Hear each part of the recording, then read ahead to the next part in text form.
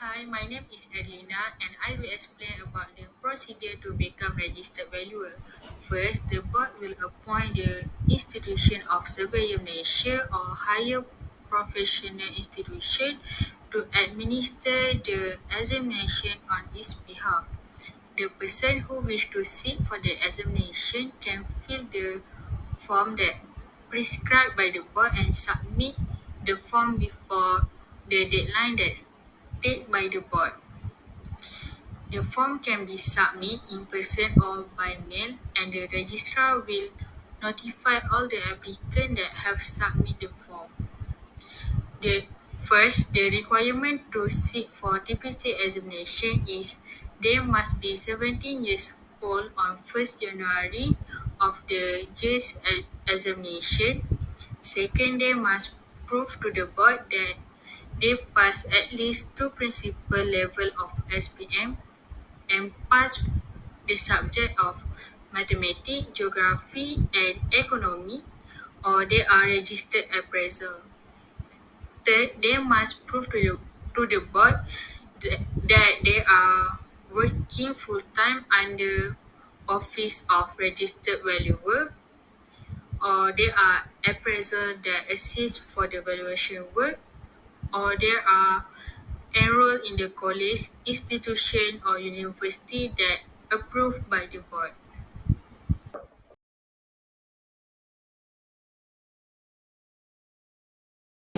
Assalamualaikum warahmatullahi wabarakatuh. My name is ALINA ZULAIKHA binti ZAIROLNIZAM and I will continue with the direct entry route for local university graduate.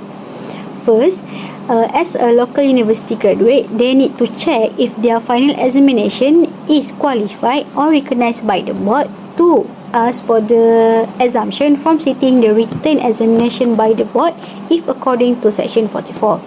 After they got the exemption of the written examination, they can directly register as a probationary valuer, and when they have complete their 2 years of practical, they can register as a TPC candidate. So, to pass the TPC, they need to complete all the format that has been mentioned in Rules 2.0, which is the first format is they need to have minimum 2 years of approved professional experience in Malaysia that is supervised by the registered valuer if according to Rules 4.0. Next, they need to submit the work diary and the logbook if according to Rules 5.0. The logbook must summarize of professional experience based on their work diary's entry, and as for the work diary, they need to consist of 104 or 52 weeks or 6 months of the 1,600 hours. The submission must not be later after completion of the professional experience. As for the final assessment, the interview will be arranged by the board. Next, according to Rules 8.0, they need to submit 2 practical tasks, which is the practical tasks need to be in a written report and the word is must more than 400,000 words in a neat and orderly manner. As for the practical part, it will be assessed by the same panel for the final interview. After all the submission of the written TPC format is submit and complete, the candidate will sit for the oral interview according to Rules 9.0. The candidate will sit for interview not be earlier than 45 days after all submission made.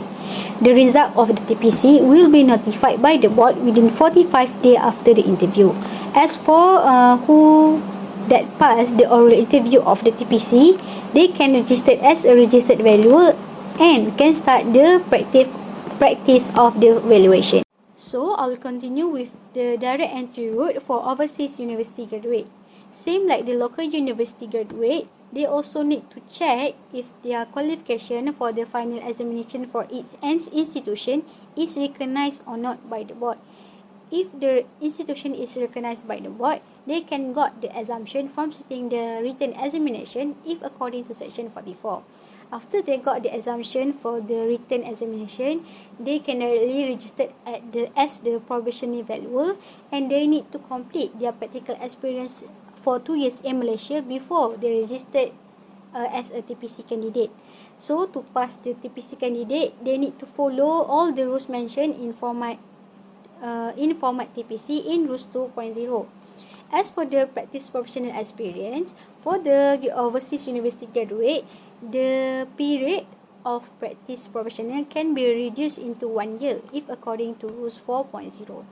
Next, they need to submit a work diary and logbook according to rules 5.0, same like the local university graduate, which is 104 or 52 weeks or 6 months or 1,600 hours. And the submission must not be later after the completion of professional experience. And same like just now, the final assessment will be arranged by the board.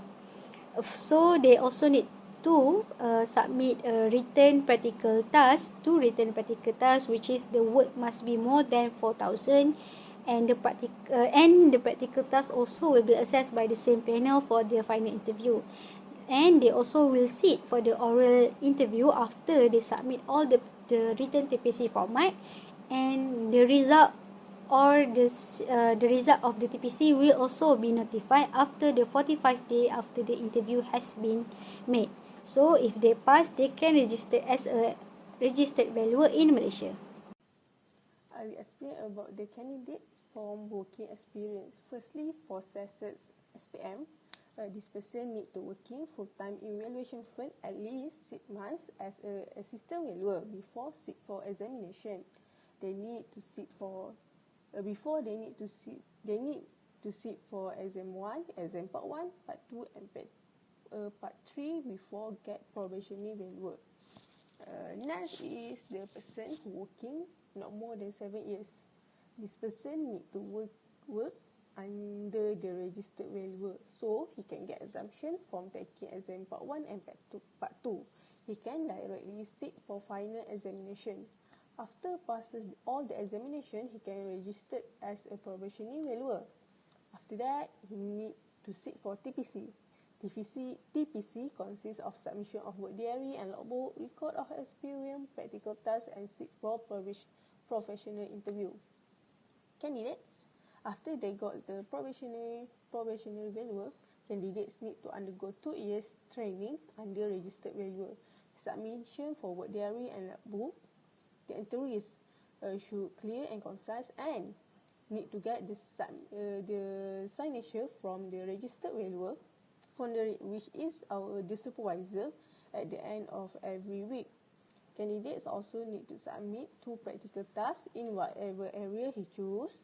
Under the rules stance of TPC stated that the candidate who working not less than 10 years can get exemption from submit work diary and logbook, but he need to submit the record of experience that signed by registered valuer. After candidates submit all the documents, board will call them for the professional interview. And that after he passed the TPC, candidate can register as registered valuer and had authority to practice. This ATP, they need to renew for every year. To renew this, they need to get 10 CPD, for year less than 50, 5 CPD for year more than 50, and 0 CPD for year more than 60 years old. The subject for first examination are Principle of Accounting, Introduction to Law, Principle of Economic Property Taxation, Principles and Practice of Marketing and Building Technologies 1. Meanwhile, for the intermediate examination contains Land Economic, Estate Agency Law, Principle of Valuation, Law relating to Property, Real Estate Agency Practice, and Building Technology 2.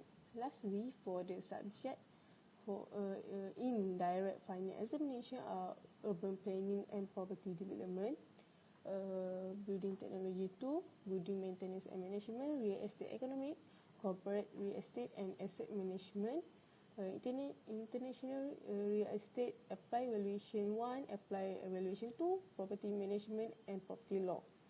Candidates are required to sit the failed subject until pass within 10 years. Next, I will explain about the process of SR Abdul Halim to become registered valuer.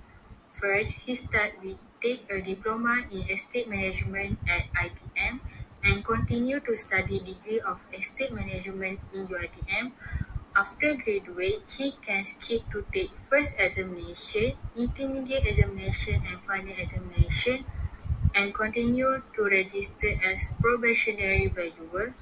Before sit for the TPC examination, he need to have minimum 2 years approved professional experience in Malaysia under registered valuer, submit work diary and logbook, submit to practical tasks and sit for the professional interview of TPC examination. After 45 days, he get notification that he passed the examination and lastly, he become the registered valuer.